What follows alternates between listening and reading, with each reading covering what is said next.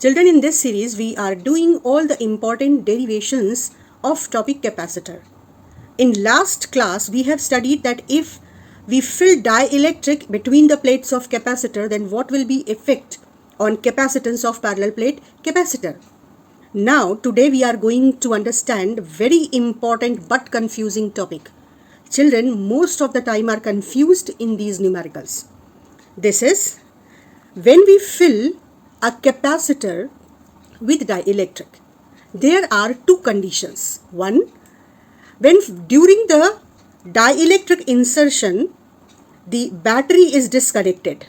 Once the capacitor is charged, battery is disconnected and then dielectric is filled between the plates. And second, charge the capacitor, then let the battery remain connected with the capacitor and then dielectric is inserted.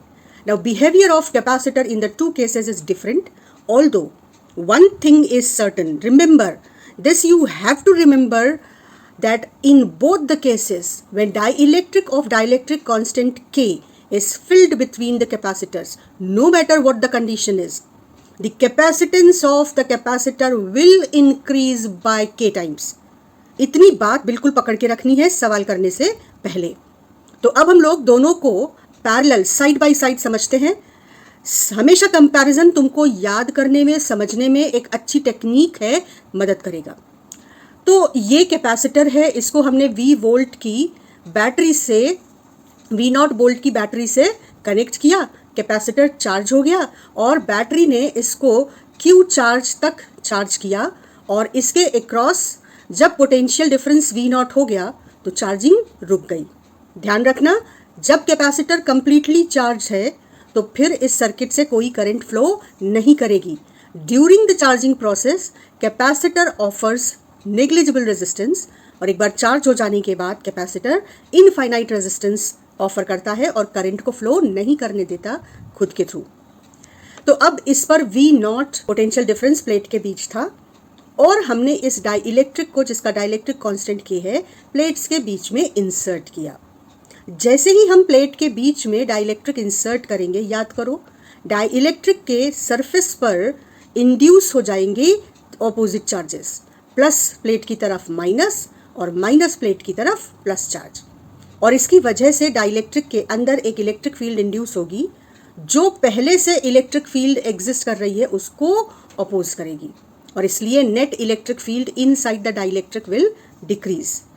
तो यहाँ पर जब electric field decrease करेगी तो क्योंकि electric field और potential difference, electric field जो uniform हो, तो ऐसी इलेक्ट्रिक फील्ड और पोटेंशियल डिफरेंस के बीच में रिलेशन क्या होता है?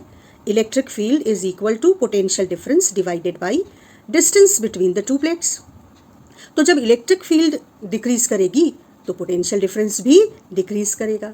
अब बैटरी यहाँ पर कनेक्टेड नहीं है, ये कैपेसिटर बिल्कुल आइसोलेटेड है, तो ये जो चार्ज इन दोनों प्लेट्स पे है ये ना तो कम हो सकता है ना ज़्यादा, यानी चार्ज इस केस में चेंज हो ही नहीं सकता. लेकिन इलेक्ट्रिक फील्ड कम हो गई, उसकी वजह से पोटेंशियल डिफरेंस कम हो गया. तो हमने कहा कि मान लो पोटेंशियल डिफरेंस को हम रिप्रेजेंट करें V न्यू से, और उसकी वजह से जो कैपेसिटेंस में चेंज आएगा, क्यों चेंज आएगा? क्योंकि capacitance C is equal to Q divided by V.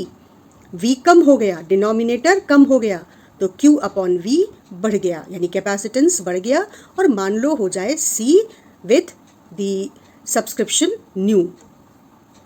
तो ना सिर्फ हम पॉइंट बहुत लॉजिकल सीक्वेंस में लिखेंगे बल्कि हम इसको उसी तरह से सोचेंगे भी. पहला point, as battery is disconnected, charge on the plates can not be changed. दूसरा point, due to induced charges, electric field and therefore potential difference across the capacitor plates reduces. Electric field E0 by K हो जाएगी और potential difference V0 by K हो जाएगा. तो capacitance, new capacitance will be charge which is unchanged divided by new potential difference. Substitute this value here. Q upon V0 is earlier initially capacitance. So now new capacitance is K times the initial capacitance. तो इस तरीके से capacitance बढ़ेगा, potential difference घटेगा और charge same रहेगा. अब energy stored पे क्या असर होगा? Energy stored in the capacitor will decrease. इसको समझना भी है और याद भी रखना है बेटा। कन्फ्यूजन तभी नहीं होगा जब ध्यान से सुनकर उस लॉजिक को उसी सीक्वेंस में फॉलो करोगे। Because energy is lost in pulling dielectric in the capacitor. Just remember, जब हम सीडी प्लेयर में सीडी डालते हैं तो सीडी प्लेयर सीडी को अंदर पुल कर लेता है।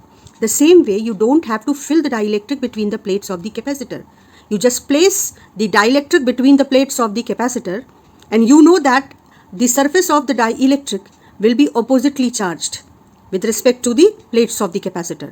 ये जो opposite charge plates का है वो dielectric के charges को attract करेगा और कैपेसिटर की प्लेट्स के बीच में डाइइलेक्ट्रिक रखते ही, क्योंकि ये सरफेस और ये सरफेस ऑपोजिटली चार्ज हो जाएगी, तो कैपेसिटर के प्लेट्स के बीच आप डाइइलेक्ट्रिक रखोगे और प्लेट्स ऑपोजिट चार्ज को अट्रैक्ट करेंगी और अंदर कैपेसिटर के डाइइलेक्ट्रिक अपने आप पुल हो जाएगा, जैसे सीडी प्लेयर के बीच में सीडी पुल कर लेता है वो, या डीवीडी। तो ये जो काम है pulling of the dielectric between the plates, ये कौन कर रहा है? ये कैपेसिटर की स्टोर्ड एनर्जी से ही एनर्जी खर्च होकर ये काम हो रहा है।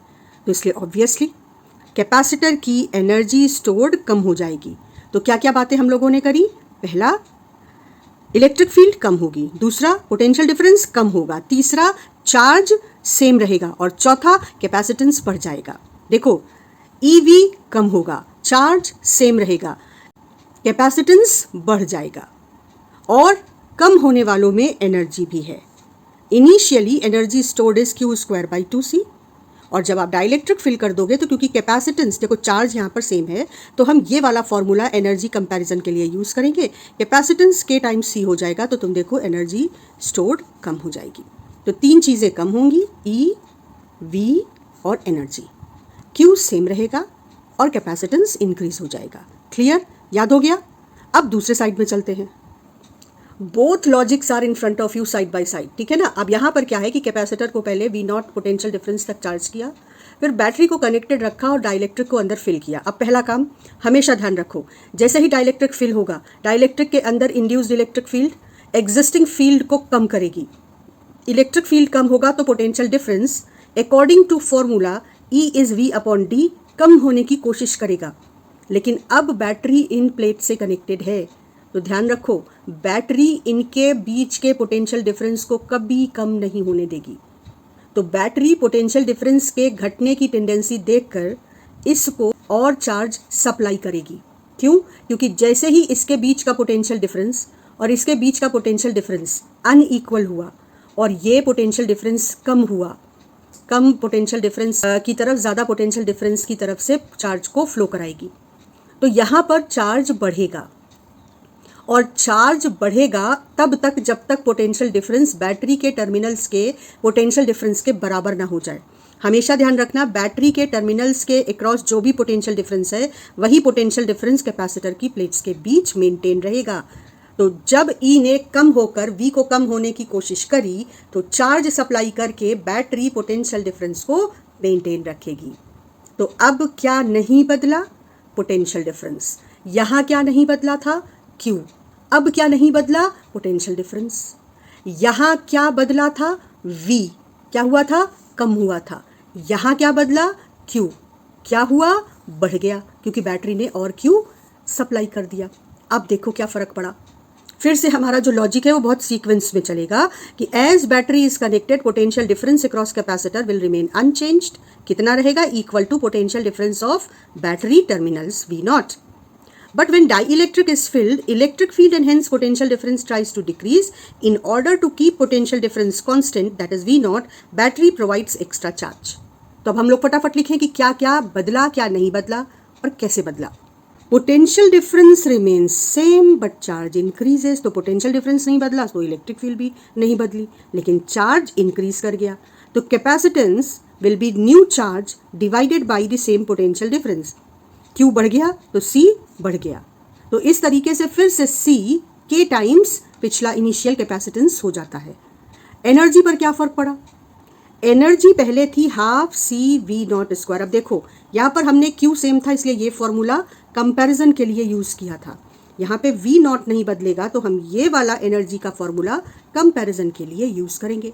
तो इनिशियली एनर्जी थी half C V naught square और अब एनर्जी हो गई half k times C V naught square. You can easily see that energy of the capacitor will increase. तो ये दो केसेस हैं, साइड बाय साइड स्टडी करो और लॉजिकल तरीके से पहला स्टेप इलेक्ट्रिक फील्ड में क्या बदलाव आएगा वहाँ से शुरू करो और तब कैपेसिटेंस तक पहुँचो. इसके बेसिस पर बहुत इंपॉर्टेंट क्वेश्चंस हैं जिसमें बच्चे बहुत कंफ्यूज भी होते हैं और जो न्यूमेरिकल्स में बहुत इंपॉर्टेंट है, फ्रीक्वेंटली पूछे जाते हैं, not only in boards but in mains as well as NEET also.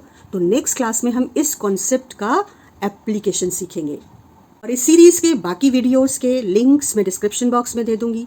Capacitor का पूरा टॉपिक ऑलरेडी एक प्लेलिस्ट में एक साथ गिवन है, उसका लिंक मैं आपको दे दूंगी. और मेरे हैंड रिटन PDF नोट्स आपको मेरे टेलीग्राम चैनल पर मिल जाएंगे, आप वहाँ से डाउनलोड कर सकते हैं. तो अपने टेलीग्राम चैनल का लिंक भी मैं आपको डिस्क्रिप्शन बॉक्स में दे दूंगी जिससे आप कैपेसिटर के टॉपिक को अच्छी तरह से तैयार कर सकें.